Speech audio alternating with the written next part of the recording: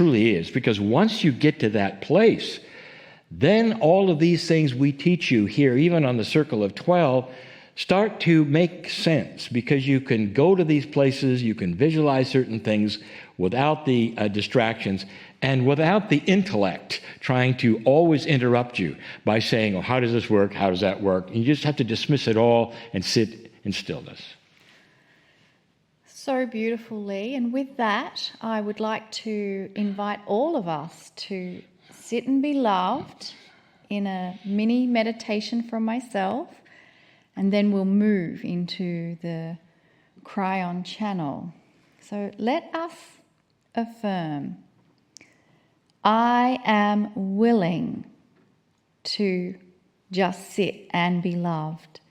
I am willing to sit and be loved. I am willing to be loved. I give permission to be loved. I accept the love from the Creator. I give thanks for the love I receive from the Creator. I have so much love from the Creator that I am a vessel that pours out this love to all that I meet. There is a constant river of love flowing from the Creator through me out into the world. I am willing to be loved by Gaia, Mother Earth. I give permission to receive the love from Gaia. I give thanks for the love from Gaia. I allow the love from Gaia to flow through my entire being, and it pours back to every living creature and plant on our planet. Indeed, I am love. And I give thanks to the messages from Kryon that reminds me of how much I am loved.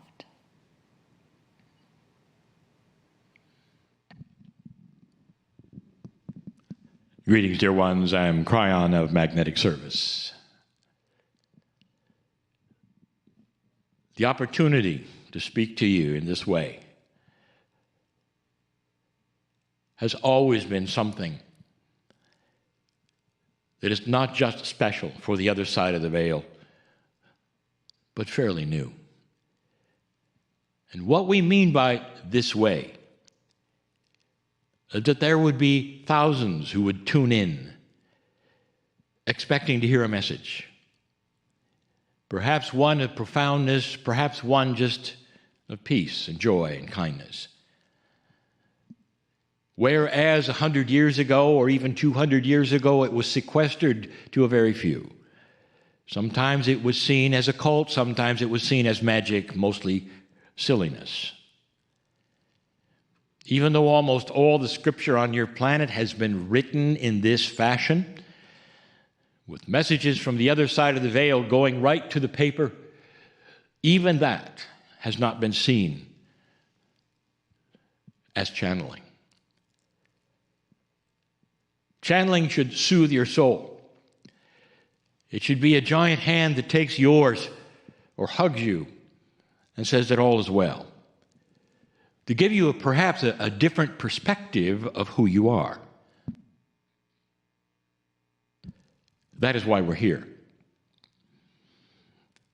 This is the fourth of 4 channelings on a theme. And the theme for these 4, this last of the 4, of spectacular, controversial truths, is this one: simple, But let me explain it.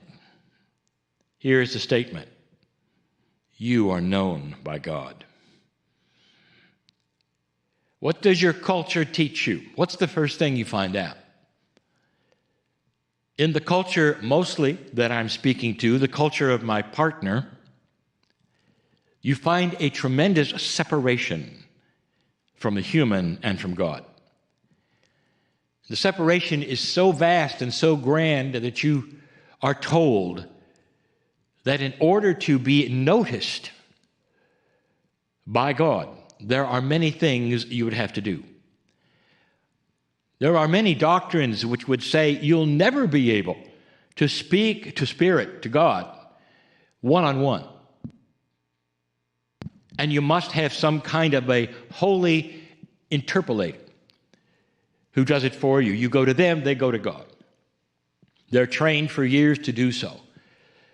This particular setup from birth gives you a perspective of how small you're supposed to be. And that God sits on some kind of throne as some kind of a father looking out and doesn't really know you. The prayers that you have, sometimes they're heard, sometimes they're not, sometimes they must go through others. Sometimes you have to climb stairs or count beads or something in order to just get an energy going because you're so lowly before God. That's what you're taught. That is the truth, you might say, of so many doctrines of the planet. God is big and you're not. Now, I have a controversial truth for you. I want you to use some spiritual logic for a moment. Almost all of the doctrines on the planet and almost all of the planet's consciousness believes that after you die, you go somewhere. And that would indicate that there's more than the human mind involved as you sit there listening to this. There has to be a soul. The soul is what we look at and discover and work with in the Circle of 12 meditations every single time we meet. And we've told you that that soul is that part of God that is you. That literally the soul is part of the creative source. It's not separate at all. And if you take a look at what the soul is supposed to be, you start to understand. It's a multi-dimensional energy that has somehow your consciousness wrapped into it, but it's eternal. It goes forever. How can you have something that goes forever in 4 dimensions or even be human? It is not. So it's a very grand thing you have, this soul. Now, there are those who would say, yes, but the soul sits somewhere. We've been taught that the soul is with God. And that when we're on the earth, somehow we're separated from it. And that's why we're lowly. We can't get noticed. And that's why, we're victims of the planet and all this. And you'll start listing the ABCs of what others have told you you are. Dear ones, I want you to sit for a moment and use your own spiritual logic. Does that make sense to you? That your soul, the very core of all that is with you and your consciousness, that which travels to you every single lifetime, that soul which is eternal from the beginning to the end, is somehow in a box somewhere else and you're here? That's what you've been told. Controversial, spectacular. That soul is with you now. And it represents that which is the creative source in you. I'll give you a statement. It's one I want you to remember. The creative source, which is God, wants to be found. Wants to be found. You have free choice to ignore everything I'm saying.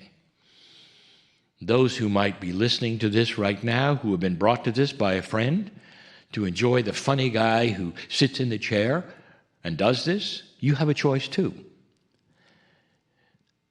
to think, well, this is stupid or silly or whatever, or isn't that cute? Or what if it was true? That soul of yours with free choice here on this planet represents part of God, and that part giving you free choice is almost with its hand out, saying, you know I exist, you know it's here, you believe in the afterlife, you know there's more than just being a human. Why don't you go to the next step and figure it out? God knows your name. And if that is true, and it is, controversial as though it might be, what does that allow you to do? And the answer is just about everything. Suddenly, everything is possible. Suddenly, there even may be a plan that has you and your life as part of a cog in a giant spiritual machine. You deserve to be here. People ask constantly, what is my purpose? I will give you the purpose of your being here, to be as an old soul with a high consciousness. So no matter what happens to you or who you're around, they see God in you. That's the purpose. People will say, well, what? I have to write a book. I have to go here. I have to build a healing center. I have to do something with my life. Not understanding that that something is you, your grandness.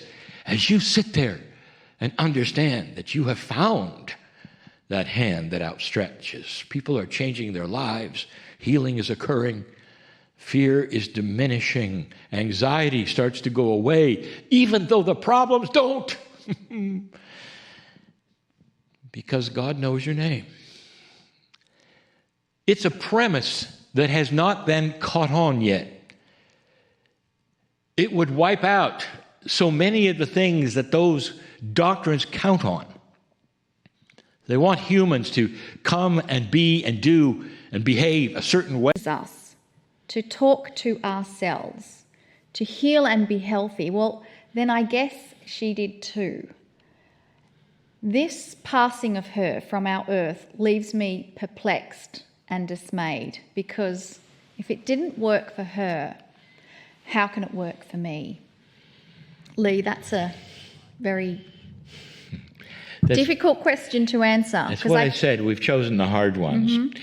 So this is where I get, I don't put on my teaching hat. I don't. I'm going to put on my family hat. Because that question, dear, that you just asked is the same one we ask. Mm. We didn't just ask it. We pondered it.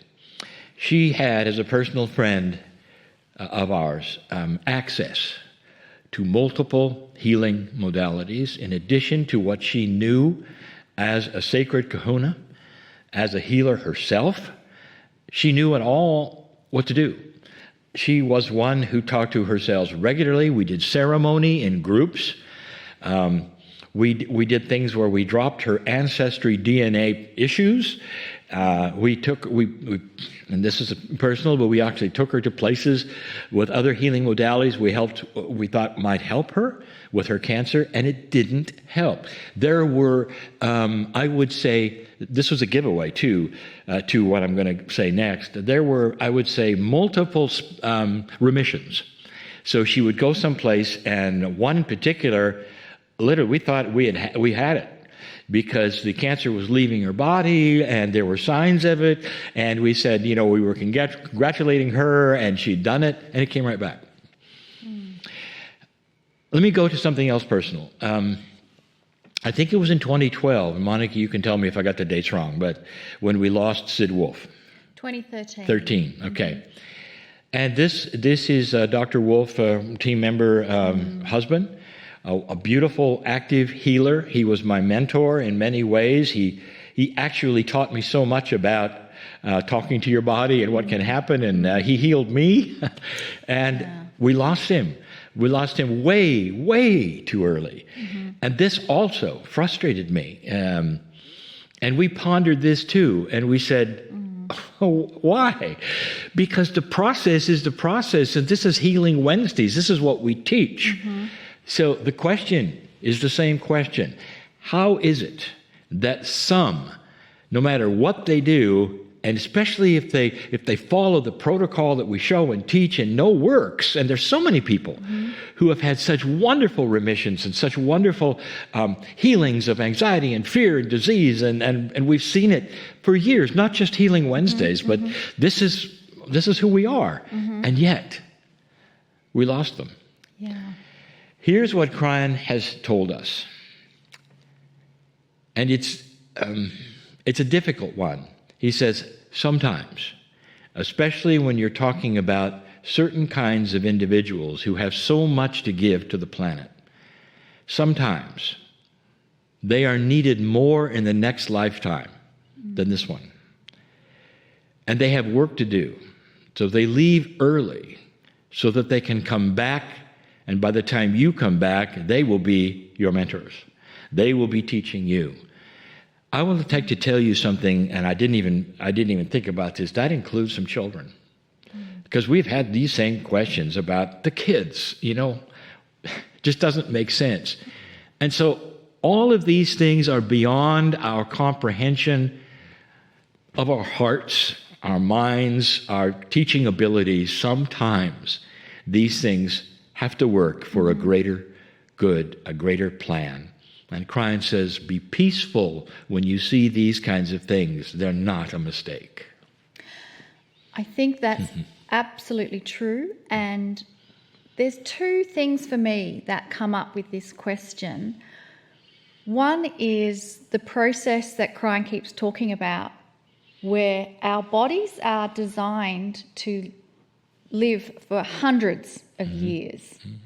And so the idea of us talking to ourselves is a relationship we establish, communication with the cells of our body, which has intelligence, and we're designed to live for hundreds of years. So that's one issue. And then the other thing, Lee, is what you talked about, where we don't have a clear view of the plan. And yet there have been examples from masters on the planet that did know. And Yes. I remember being moved a lot by autobiography of a yogi. You were going to say that. Written by Yes, right. Paramahansa Yogananda, who Classic. was, in my view, young Yes. when he passed, Yeah. but he actually knew He it knew was it. coming. That is when you're really in touch with the soul planning. So, yeah, I think that's That's basically the best answer we have for a very difficult and heart-wrenching question. So now that I've answered it the way I'm glad we did. I'm glad we took at first I went, how can I answer this? Yeah. Because we really don't have Yeah. a good answer. We have time. I think we've got almost 3 minutes left. Okay. Can we do one more? Well, let's do one more question. This was a similar question to what Lee answered during Healing Wednesday on March 3, 2021. That was an episode we did with Dr. Sue Morter, who was our guest. That question was about speaking to your cells and the verbal instructions to the cells of your body. Could you just do it once, or why do you have to do it all the time? And so Lee's answer was that it was about a relationship. This question, while it's similar, I think it is a little different, and I want to have Lee give clarification. It comes from Nina, who's from Ecuador. She's asking, does one need to speak affirmations aloud? I often find them running in my mind all day. Does this have the same effect? So, Lee, can you clarify that for us? This is going to be simple. Okay. I like simple. It doesn't matter. And here's why. We are not in a closet. When it comes to spiritual things, you'll hear me say this over and over, question after question. I'm going to answer in a way you didn't expect. We are not in a closet. God is not on the other side of the room. It's this whole idea that we have to say it a certain way, or hold our head a certain way, or face north. Well, Nina didn't mean that. I said that.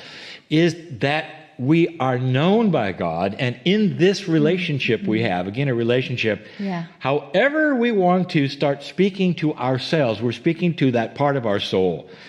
And it is understood, and it's just the fact that we're doing it at all. Cryon said there's a whole group of angels on the other side say, look, she's doing it, or look, he's actually doing it. It doesn't matter. You want to say it to yourself, you want to say it once, say it a lot when it comes to talk to yourselves. That's what that answer was about that Cryon talked about. I said, Monica, you're not crying. That Monica said Cryon talked about and I talked about. So it's repetition in this particular case is good because you have a relationship. I made that joke. I said, where the guy says to the wife, or the wife says, do you love me? And I said, yes. Don't you know I told you in 1983? So you talk to yourselves because it's a relationship. But it doesn't matter whether it's aloud or whether it's silent or whether you're just thinking about it, because you've got all of this help.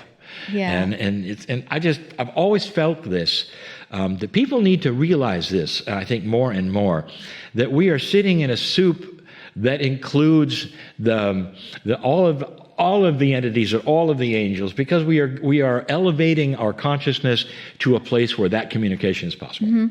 One of the key points, though, Cryon made about why speaking aloud, the effect it has, it produces vibrations in the air that the cells of your body receive.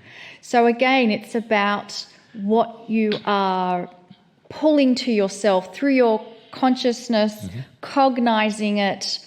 If you can really think it without having to feel it's a belief that you have to believe, you've cognized it.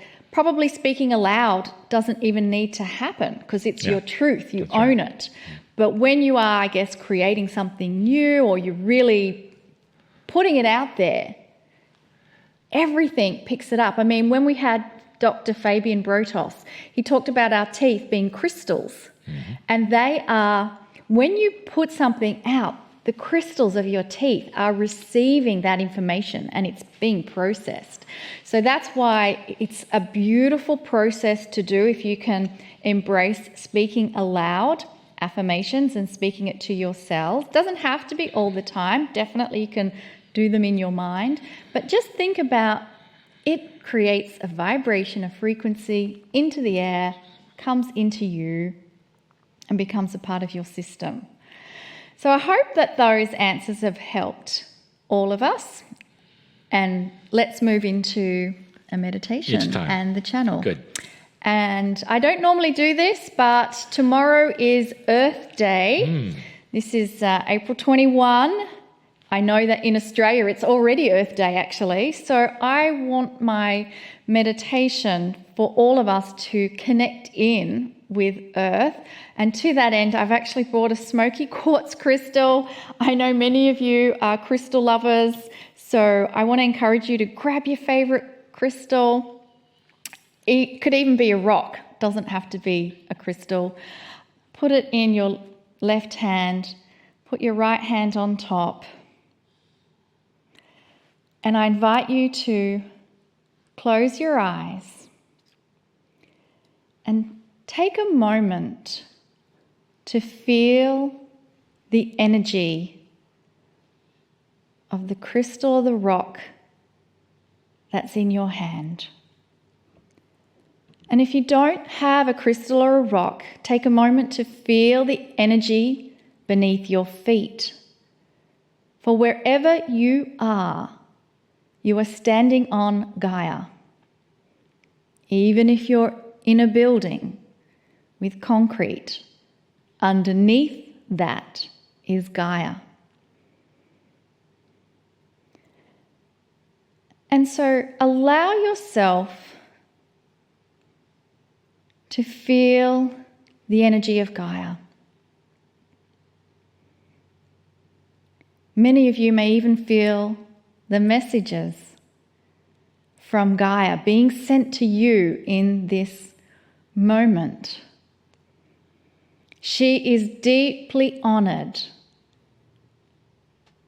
that we have created an Earth Day. And she asks us that every day is Earth Day. We are reminded of our ancestors who greeted the earth every morning as soon as they arose They greeted the sun, and there was an alliance. They watched the sun set, and there was an alliance. They saw the seasons come and go, and they understood the reasons for the changes in day and night and temperature, and there was an alliance. And so the message from Gaia is one of gratitude and thanks for acknowledging her, and to invite you to rekindle this alliance that exists.